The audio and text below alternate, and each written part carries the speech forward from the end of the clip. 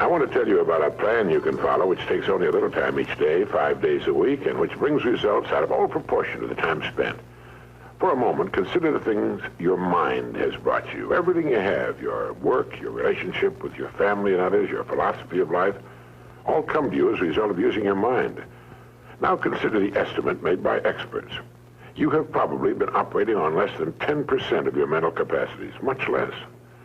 Dr. Herbert Otto, psychologist, educator, and chairman of the National Center for the Exploration of Human Potential, reminds us that many well-known scientists, such as the late Abraham Maslow, Margaret Mead, Gardner Murphy, O. Spurgeon English, and Carl Rogers, subscribe to the hypothesis that man is using a very small fraction of his capacities. Margaret Mead quotes a 6% figure. Herbert Otto writes, "My own estimate is 5% or less." Neurological research at the UCLA Brain Research Institute points to enormous abilities latent in everyone by suggesting an incredible hypothesis. The ultimate creative capacity of the human brain may be, for all practical purposes, they pointed out, infinite. To use the computer analogy, man is a vast storehouse of data, but we have not learned how to program ourselves to utilize these data for problem-solving purposes. Yefremov, the eminent Soviet scholar and writer, says man under average conditions of work and life uses only a small part of his thinking equipment. If he were able to force our brain to work at only half its capacity, we could, without any difficulty whatever, learn 40 languages, memorize the large Soviet encyclopedia from cover to cover, and complete the required courses of dozens of colleges. Now, this statement is hardly an exaggeration. It is the generally accepted theoretical view of man's mental potentialities. Now, how can we tap this gigantic potential? Well, it's a big and very complex problem with many ramifications. But as Herbert Otto points out, it is clear that persons who live close to their capacity, who continue to activate their potential, have a pronounced sense of well-being and considerable energy. They see themselves as leading purposeful and creative lives. If everything you have is the result of using just 10% of your mind, consider for a moment what it will mean to you and your family if you can increase this percentage. Now, none of us, as a rule, has the slightest notion of the real capabilities of his mind. But believe me when I say that your mind can be compared to an undiscovered gold mine. And it makes no difference whether you're 17 or 70. Look at it this way. Your goal is in the future. Your problem is to bridge the gap which exists between where you are now and the goal you intend to reach. This is the problem to solve.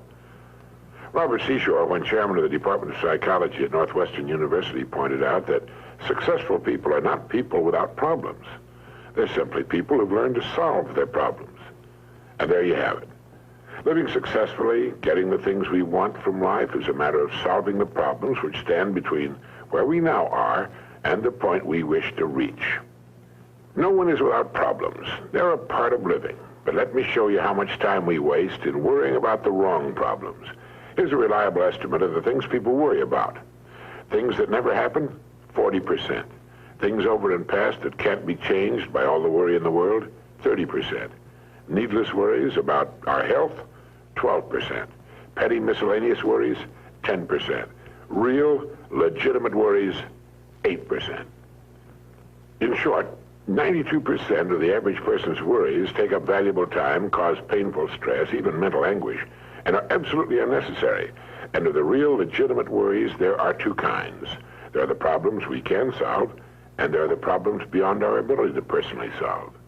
But most of our real problems usually fall into the first group, the ones we can solve if we learn how. Now I'm going to assume you've decided upon a goal. Your problem is, how do I achieve it? Your goal may be a promotion, a greater income, a beautiful home. It makes little difference what your goal happens to be. But you have your goal, and you know that you will become and you will achieve what you think about. That is, if you stay with it, you will reach your goal. But how? Well, it's right here that your mind comes into play. What is your mind? No one knows for sure. Perhaps the best way to describe it is to quote Pulitzer Prize-winning playwright Archibald MacLeish. In his play, The Secret of Freedom, a character says, "The only thing about a man that is a man is his mind. Everything else you can find in a pig or a horse." That's uncomfortably true. The human mind is the one thing that separates us from the rest of the creatures on Earth.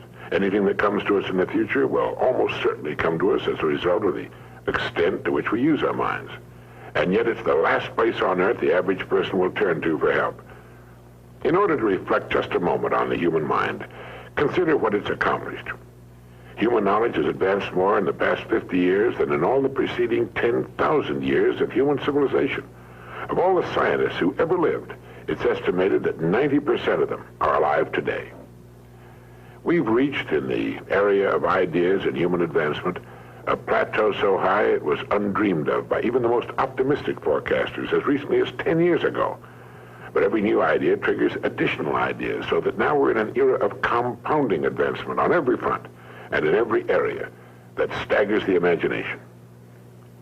Dr. Harlow Shapley of Harvard has said that we're entering an entirely new age of man. He calls it the psychozoic age, the age of the mind. And you own one, free and clear.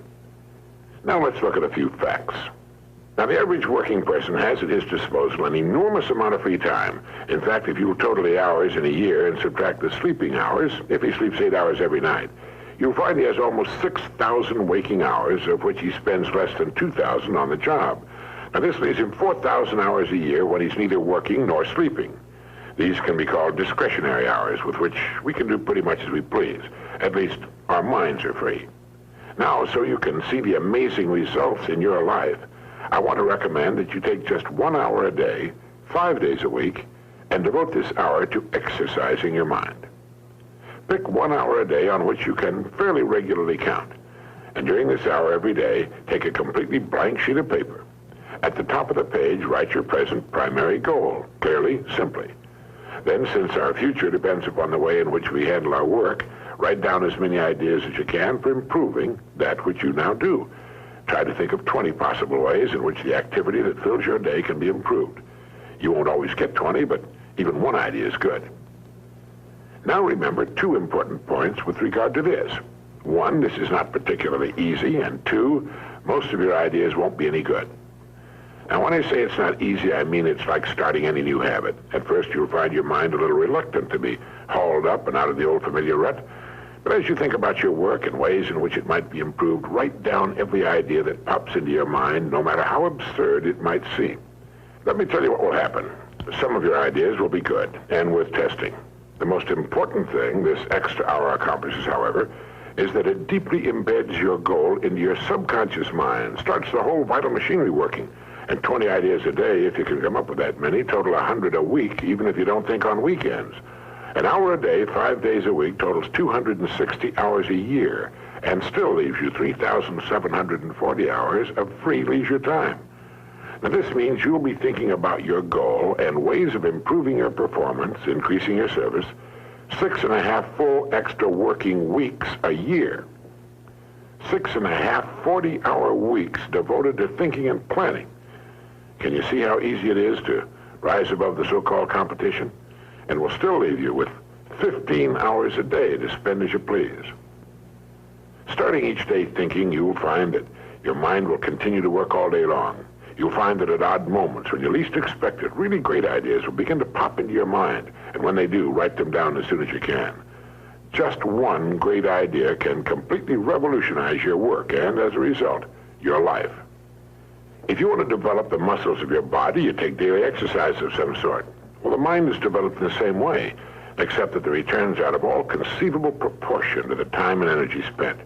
I've used this system for years, and it's given me some of the most gratifying and rewarding experiences of my life. And it costs only 5 hours a week. 5 hours out of 168. Is it worth it? It's like spending 5 hours a week digging in a solid vein of pure gold, because your mind is all of that and much more. Each time you write your goal at the top of the sheet of paper, don't worry or become concerned about it.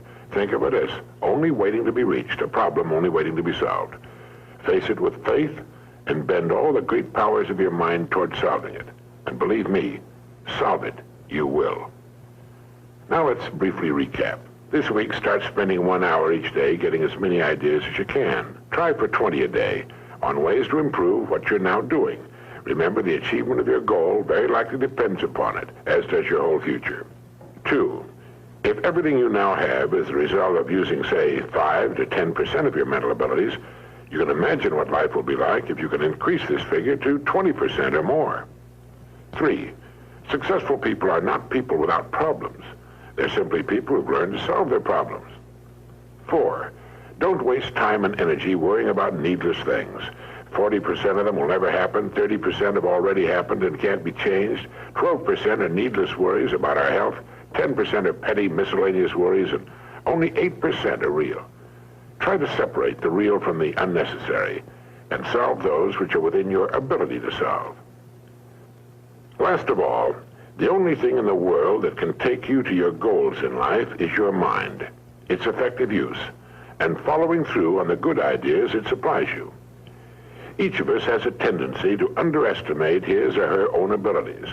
We should realize that we have, deep within ourselves, a reservoir of great ability, even genius, that can be tapped if we'll just dig deep enough. It's the miracle of your mind.